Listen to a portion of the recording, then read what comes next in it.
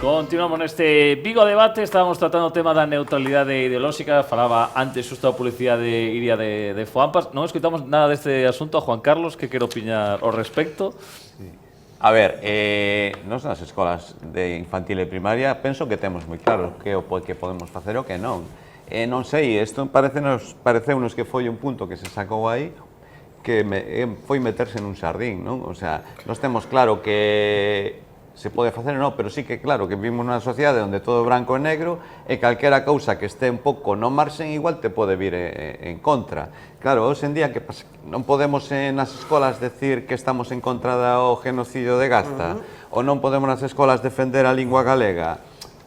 Claro, é moi delicado, pero bueno, non somos moi conscientes de que o noso objetivo, dixen antes, é formar dos nenos, colaborar na súa formación para que sexan cidadáns críticos, responsables, membros de unha sociedade democrática. Paraelo teñen que coñecer as distintas opcións. Por suposto que ninguén vai a unha escola de infantil e primaria a facer política ni a buscar adeptos. César. No, coincido plenamente, decir, eu creo que incluso a LONLOE, que acabase publicada, fai nun apartado determinado, un artigo, fai unha relación bastante exhaustiva do que é a neutralidade ideológica amparándose. É a que máis o fai, inda que partimos da 85, esta, a LONLOE, é justamente a que máis se profusamente fala precisamente daqueles dereitos e aqueles elementos que constituyen unha neutralidade ideológica e que teñen todo o respaldo o amparo.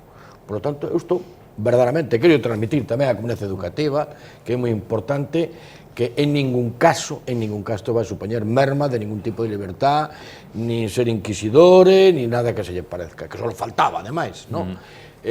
Por lo tanto, transmitir confianza, transmitir tranquilidad, e o único que pretendemos é, en moitos casos, o único que pretende a Consellería é que, bueno, como ben dicían antes, tanto Iria como José Carlos... No, Juan Carlos. Juan Carlos, que monárquico. Aí, non sei se o é, non é, pero bueno, olvidábame. Das sereas non é. Exacto. E entonces decía claramente que, bueno, hai unha parte importante que a veces, e Iria tamén, os pais queren intervir, queren impoñer, queren facer a súa discurso desde ese punto de vista. Pode ser dun lado ou de outro, dame exactamente igual. E aí está precisamente o que teña o Consello Escolar e o claustro para a situación, porque está respaldada e amparada por o tema constitucional, que a min é o que máis tranquilidade me debe dar. E a partir de aí, pois non debe ser. Eso quere decir que si vamos así, me refiro que a min preocupa porque a toda agora, efectivamente, podíamos poñer e tiñamos o que acaba de decir Juan Carlos contra o xenocidio en Gaza e explicábamos ás criaturas o que está sucedendo e iso que vai pasar, que non se vai a poder poñer unha bandeira de Palestina, que non se vai a poder poñer, estamos ideologizando? Non, estamos explicando que hai unha guerra neste momento e o que está sucedendo e iso teñen que sabelo as nosas criaturas, porque vive nun mundo global e nun mundo onde sucedes cousas e iso é ideologizar? Non, non o é. Eso é explicar unha situación. Tampouco é ideoloxizar. Por lo tanto, eu non considero ideoloxizar, eu simplemente desconsidero explicación. Eu acórdome cando foi do tema do Prestige e do Nunca Máis, os rapaces visitaron toda o que foi a costa de Fisterra e se moveron por todos lados. A mí pareceme, porque eso, aparte de crear unha sensibilidade medioambiental, eu tomo por aí, non o tomo desde o punto de vista político, sino medioambiental e todo demais, e non pasou absolutamente nada. E eu creo que tampouco vai a pasar absolutamente nada se iso se volverá a facer outra vez. Patricia, para pechar este punto do debate. Bueno, eu creo que o que dicía Juan Carlos de que se meteron nun jardín porque as cousas estaban ben, se estaba traballando nos centros, pois todo ese tipo de temas transversais que hai que facer e sin ningún problema. Entón, cando se saca eso, como dicindo, que me queres dicir? Ese un pouco que desperta esa desconfianza no profesorado. Si, bueno, si como di César, vamos a poder seguir traballando todas estas cousas que ademais estamos obrigados pola LOMLOE, pois pois adiante con todo iso. Bueno, agora voltamos, por lo tanto, ao tema de como están as instalacións dos centros educativos. A ver, Iria, antes comentaba do Chans, pero bueno, Celso Emilio Ferreiro son dos que máis se faran últimamente, pero que notades vos? Celso Emilio Ferreiro, son moitos, perdón, Celso Emilio Ferreiro... Pero o problema do mantemento, porque esta discusión, ou de como están as infraestructuras? Eu creo que son problemas das dúas cousas. Eu creo que os centros teñen moitísimos anos, o mantemento é deficiente e o Concello non fai un mantemento é deficiente e a Consellería tampouco invirte nos centros escolares. Entón entre unos e outros estamos en un embudo. Entón, a realidade é que o teito do Celso Emilio Ferreiro hai un informe técnico que outro día no Consello Escolar se aportou de o estado tan lamentable no que está e de risco para os escolares, de feito van a empezar as obras agora, é un tema de infraestructuras e me refiro, pero tamén estaban efectivamente os que non se limpiaron de faicía moitísimo tempo, pero é verdad que o teito se ven abaixo e é un problema de infraestructura e non se dá arreglado. O que lle pasa ao Chas Membrive co amianto, levamos 2 anos discutindo e peleando e non se dá feito. O Vicente Risco lle pasa un tanto do mismo. Si seguimos con nos, cando temos a reunión con César, levamos ali el libro gordo de Petete e onde lle decimos todas as carencias e infraestructuras e de vez en cuando, pues, como todos os anos, algunha sacamos. Pero é certo que necesitaría que a parte do IES de Nadia, onde van a gastar, e me parece moi ben, o diñeiro do arco pedagóxico, é necesario que os centros escolares de Vigo se modernicen e non só os do centro de Vigo, sino tamén os que están na contorna, e porque ademais temos instalacións, pabellóns que son super obsoletos. Outro día fun a ver visitos todos os centros e fun falando do Beade, o pabellón do centro de Beade foi unha cosa que foron pechando, despois lle fixeron un añadido, bueno. E claro, xogar ali é moi complicado, moi complexo. Noutros está o chan así, noutros, eu creo que a situación dos centros a sabedes, nós moitas veces non queremos decir máis cousas porque tamén queremos que senón a xente vai a pensar que os centros non están ben e o ensino público está peor que a concertada e a privada, e non é certo, os nosos centros están moito mellor que os da privada e a concertada, aínda que parezcan algúns que tienen a cara máis lavada e están máis modernos, pero si é certo que a Consellería debía apostar de unha vez por todas a facer unha inversión nos centros escolares de Vigo porque decidida e máis amplia, porque a maioría teñe máis de 40 anos. César. Bueno, vamos a ver, o que acaba de decir Iria, o que podemos extraer dos comentarios, eu creo que levamos feito un proxecto de remodelación, de rehabilitación integral no que é Vigo moi importante. No conxunto, eu desde que estou de xefe territorial levas invertido en Vigo en obras tanto de primaria como de secundaria, 37 millóns de euros sin contar actualmente o que vai a costar o Domingo Villar o IES. É certo que efectivamente pode haber carencias como pode haber en Tomiño, en Marín e en cualquier lado, porque son moitos centros educativos. Nos anos 70, a raíz da lei Villar Palasí, nos anos 70-75, hubo un número moi importante de centros educativos que ahora cumplen 50 anos.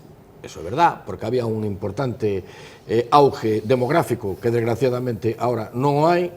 E nós temos que priorizar efectivamente sobre aqueles centros educativos onde temos problemas e onde temos necesidades. A ver, Iria acaba de decirme 3 ou 4 centros. No que en Vigo temos un montón de centros.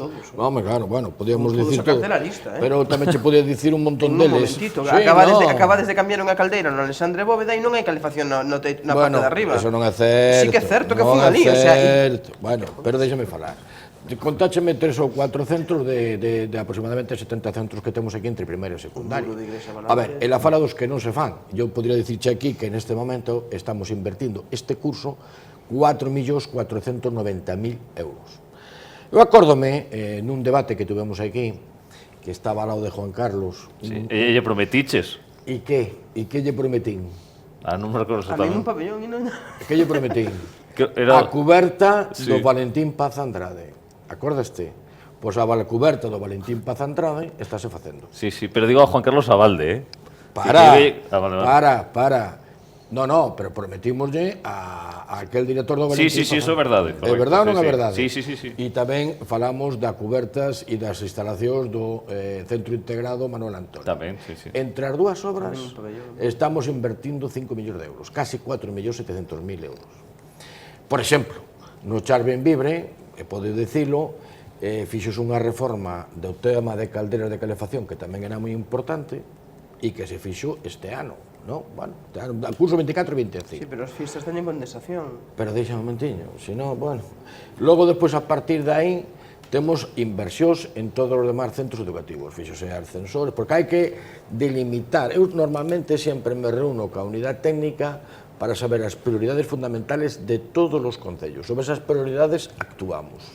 Claro, non é o mesmo pintar unha fachada, que a mellor pode esperar porque é máis decorativa, que poder facer cambiar ventanas, facer as estruturas de cubertas, mellorar o que son saneamiento e todo o demais.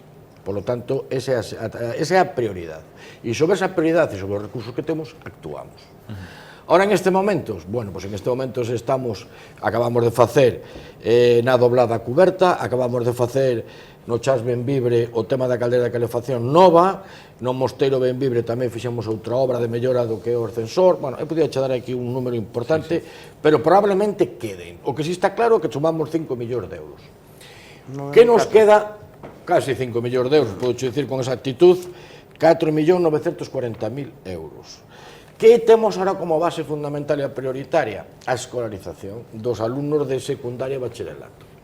Nos temos un problema en Vigo e que por iso queremos resolverlo a través do Instituto Domingo Villar, que son alumnado que ven dos centros adscritos para que podan quedar todo na súa zona e ter plaza. E vamos a facer un esforzo tremendo este ano no que abrir aulas no IES do Castro, abrir aulas no IES de Beade, abrir aulas no IES de Coruxo, no IES de Valladares, en principio, outro día estuvemos ali, non fai falta, pero de cara ao futuro, para que teñan o tema do bachillerato de artes, facer ali unhas que xa o visitamos, en fin, toda esta serie de detalles. E, naturalmente, a cuberta do Chas Benvibre. Xa que está aquí Juan Carlos, vou anunciar. Na semana que ven, ou nesta semana, licitarase a cuberta do Chas Benvibre. Facendo un esforzo tremendo a Consellería, pero vais a licitar. E logo, vamos a ver, e logo, a mí gustaríame determinar o seguinte. Non é moi fácil coller e dicir isto é del Concello e é de la Xunta e son todos iguales. Non. Hai que delimitar competencias. O que é noso, e o que non é noso, non é noso. Entonces, hai unha parte moi importante que se chama conservación e mantenimento. No informe do CEIEM Celso Emilio Ferreiro, que lle mandamos de volta técnicos, o arquitecto que temos na unidade técnica, mandouselle un escrito ao Concello reclamándolle que teñen que facer mantenimiento e limpieza. Se tú te pôr delante do Celso Emilio Ferreiro e ves a cuberta de arriba, non é que sea unha cuberta, aquelo é un campo de fútbol. É un campo de fútbol de ervas, é unha cuberta que non se fixo nunca un mínimo mantenimiento e limpieza. Efectivamente, se tú deixas que esas cubertas non se fagan mantenimiento, acabanse deteriorando. Se tú non limpias as canalóns, acaban a auga rebordando, porque a auga busca sitio por todos lados, é certo. E nós temos ese compromiso de facerlle esa cuberta e o Celso Emilio Ferreiro para facer que vai a facer o Concello, porque así tamén demostra que ten unha capacidade. E logo temos unha que é o que dice Iria, que eu tamén quería comentalo. Encontrome con moitas infraestructuras, non solamente en Vigo, senón tamén en moitos concellos de gimnasios ou de pabellóns que se fuxeron un pouco ao estilo Baicheboa. É dicir, había unha pista aberta, vinieron épocas onde había axudas económicas aos concellos, pecharona, logo foron tal. Que pasa? Que esas obras que se foron facendo, foronse facendo en varias fases. E cada unha das fases que facía un contratista diferente. Non quer dicir que sean vos, que os eran, sino que eso tardaba en volver outra vez a facerse, tardaba un tempo de deteriorarse. E, desde logo, hoxe, os materiais que se utilizan non son o mesmo que se utilizaron fai 40 anos. Por suposto que non. No que son as chapas e todo o demais. E logo hai unha parte importante que me gustaría destacar e que probablemente a mellor nos acontece a todos. Hoxe, os materiais e os gastos en facer obras disparouse un 125%. Tú unha obra antes costabache un cambio de ventanas 245.000 euros. Hoxe un cambio de ventanas valeche 480.000 euros. Co cual, Antes, con 1 millón facías unhas cuantas obras e agora, pois, Sí. te merma. Eso é a miña opinión. Vale, o que te quería preguntar, se licita xa en breve, se poden facer as obras este verán xa, da cuberta? É pa eso. Vale. Que non ten, que ademais na zona de Chans Benvibre no colexio non impide absolutamente nada a actividade lectiva. Porque no gimnasio pódese Dificulta adaptar. algunas cosas. Bueno, vale. Bueno, si te has quedado... No, no. Tranquilo, Juan Carlos. A ver, fixamos obras nun IES, sí. estamos facendo obras, estamos empezando a traballar no IES, no Centro Integrado Valentín Paz Andrade e no Manuel Antonio, que ten 1200 alumnos. A ver, temos que todos botar unha man e adaptarnos. A obra que se fai é para mellorar e vai a quedar permanentemente. Sabemos, incluso nas nosas casas, cualquier obra que faz na túa casa, evidentemente crea incordio, pero fala e queda, e iso é o que se trata. No, non vamos a poñer pegas, por suposto. Eu lle agradezco a César que, bueno, que este ano sí que foi arranxo da caldeira que estaba para romper, foron aí moi rápidos e solucionouse o tema. O que non entendíamos é como un proxecto feito do cambio de tellados, isto estaba feito xa dende o ano pasado e estaba prolongándose. Eu entendo que sí que estades facendo unha inversión ano tras ano, pero temos que decir que ese orzamento é insuficiente, tío, sabes, ti cos cartos que manexas faz o que podes, pero que realmente é insuficiente. Temos unha serie de centros que, como decías antes, a raíz da lei Villar para sí e tal, no ano 80 se fixeron unha serie de construccións educativas e que esas construccións educativas non respondían ás características xeográficas da zona, eran centros que se diseñaban en Madrid e que eran para todos lados iguais. Entón, centros, por exemplo, igual para aquí, con unha situación de humidade que hai, que, por exemplo, non hai en Castela, non hai outros sitios. E moitos desos fallos, porque no seu día se diseñaron desa forma, pois hoxe os acarreamos, non? E que, nós tamén, a veces, o que observamos os centros da periferia, é que hai parece que ser do centro que prioriza, porque hai centros no centro que están ao día, que se lle cambiaron os tellados, se lle cambiaron as ventanas, que dá luxo verlos, e ao mellor os que estamos un pouco máis afastados vemos como, bueno, temos ventanas que non pechan, etc. Entón, bueno, eu estou contento co que me toca, pero que sigue sendo insuficiente, porque ao fin e ao cabo estamos coidando o lugar onde os nosos nenos e nenas medran. Patricia, ti estás contenta dentro de que o que che A ver, toca? que queixarse un pouco. Bueno, como decía César, o noso centro acaba de cumplir 25 anos, entón, claro, non ten eses problemas que van aparecendo. Sí que hai algúns. E como decía César, noso problema que temos é de espazo, que non nos chega. Agora mesmo temos un alumnado de artes que imparte as horas de clase nun almacén húmido e tal, entón estivo efectivamente outro día revisando un pouco e prometeunos que nos van a condicionar, bueno, van a facer unha serie de obras para que ese alumnado poida estar nunhas condicións adecuadas. Bueno, o sea que, ok. Espero que sí. Iria. Nada, ben, eu tamén por alusións me refiro que efectivamente, claro que se fan obras todos os anos, evidentemente, todos os veráns se fan obras, todos os invernos, creo que non sei se vades a facer no Vicente Risco unha reforma integral, estou completamente de acordo, pero que son claramente insuficientes, sí, e non fai en falla máis que pasearse un pouco polos centros de primaria e ver que hai moitos que están, e sobre todo os da periferia, que teñen moitas necesidades de infraestructuras no Valle Inclán, que non está xa tanto na periferia, ou como estaba o patio, como sigue estando o patio, o sea, me refiro que teñen necesidades e un cole que de 2 líneas, antes era de unha, era de 2, que teñen un patio que está nunhas condiciones moi lamentables. Entón, refírome que é certo que teñen necesidades e calquera que se pasee un pouco polos centros o ve. Entón, eu creo que efectivamente, se ese presuposto é insuficiente, habrá comentalo e facer unha aposta decidida por actualizar un pouco os centros escolares da nosa cidade, que necesitan intervención e tempo para que se fagan as cousas. A ver, vamos a ver, efectivamente, hai unha cuestión clara.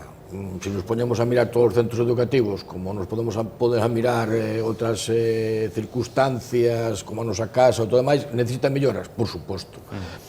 A ver, eu sempre intento non discriminar ou non facer esa discriminación, como suele dicirse, non, periféricos ou centrados. Sempre porque todos son alumnos, é dicir, o alumnado dá o mismo que viva en Benvibre como que viva no centro de Vigo. Para min é exactamente igual, merece todos os dereitos e todas as atencións, non? E, polo tanto, cando se actúe, eu sempre actúo baixo o criterio das unidades técnicas. O criterio técnica, para iso que che poden dicir como está, e logo, en función das necesidades máis urxentes, priorizamos. Efectivamente, para min, ahora mismo, neste momento, e digo claramente, e é o meu compromiso persoal, persoal como político, é o CEI Vicente Risco. O CEI Vicente Risco, neste momento, quizás necesite unha reforma integral que é o que máis necesita. E eu estamos precisamente ao longo do ano que ven facer a reforma, o proxecto de reforma integral dese centro para leválo adiante. Pero, a ver, temos o Virgen del Rocío que se acaba de facer prácticamente novo. É dicir, é que podía decir un montón deles, non? E tampouco me gusta. Logo podes decir, temos carencias? Pois sí, temos carencias, efectivamente. Non sempre se chega a todo, non sempre se chega a Roma, como suele dicirse, en un día, non? Sí. Sino que vai paso a paso.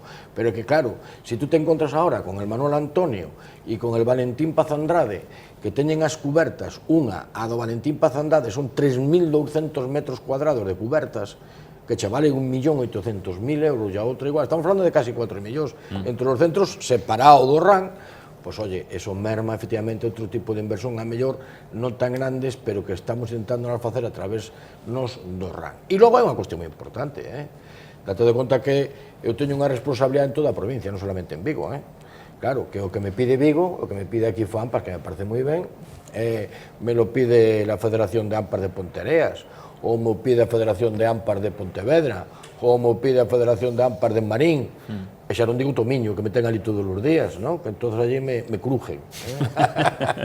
Entonces, claro, é dicir, las opciones son las que son, e las opciones son limitadas. Ojalá tuviera máis posibilidades, porque faríamos todo o que puidésemos, e, por lo tanto, vamos facendo o que podemos, que se leva feito moito, é certo, pero probablemente quede tamén algo por facer. Falamos desa escolarización, dese cambio secundario a bacharelato, vostedes algún problema ou máis ou menos lles van a dar todo ben? Estamos moi saturados, temos as aulas a 30 e preocúpanos de cara ao curso que ven porque tanto o CEIP Castelao como o de Sobreira que este ano teñen unha liña de sexto, para o ano que ven son dúas e non nos caben. Entón, temos un ano, menos dun ano, porque en marzo comeza o proceso de solicitud de praza, temos ata marzo para solucionar isto, porque en Valadares non caben. Aí hai tarea? No, pero precisamente eso é o que estamos falando, é dicir, cando se planifica el curso que ven, como pasou este ano, con os centros que acabo de decirte, el Castelao, el Castro, o Coruxo e todo o demás, a ver, hai un informe por parte da Inspección Educativa e por parte dos directores donde vemos, como se analiza isto? Isto analízase nos centros educativos que están adscritos ao secundaria, que son os de primaria. Se en sexto acaba un número determinado, sabes que van a ir aí, a inmensa maioría, inda que despois poden ir a colexios concertados ou onde dá gana, pero maioritariamente van aí. E entón tens que haber un número de plazas que efectivamente podemos afrontar. A ver, a necesidade é evidente, por eso o Instituto Domingo Villar nace ou créase, eu pedín que se fixera este centro, pedino nun informe claramente ao conselleiro para facer este IES por unha sencilla razón. O lugar de crecemento de Vigo vai ser Navia. Ali tuvemos que facer, no seu momento, e tocoume a min, pasar o línea 1 a línea 3, el Castelao. Vale, se pasas de línea 1 a línea 3 o Castelao, evidentemente, nin Valladares, nin Alexandre Bóveda, nin Álvaro Cunqueiro van a ser capaces de asumir todo ese alumnado pola potencialidade. Por eso, a necesidade de crear este centro. Vale. Tengo que cortarte porque estamos fora de tempo. Pero 20 segundos. 20 segundos. Eu tamén quería facer que nos quedou, que pensei que íbamos a falar de dotación dos centros, o tema da aula hospitalaria e o docente da aula hospitalaria do Álvaro Cunqueiro. Neste momento hai xa rapaces que están no adultos que non tiveron ningunha atención este ano, ora se sacou a plaza de que vai ser de maneira itinerante. Nos creemos que eso non pode ser, que ten que ser unha plaza fixa e que ten que terse en conta as necesidades do alumnado que está na aula hospitalaria.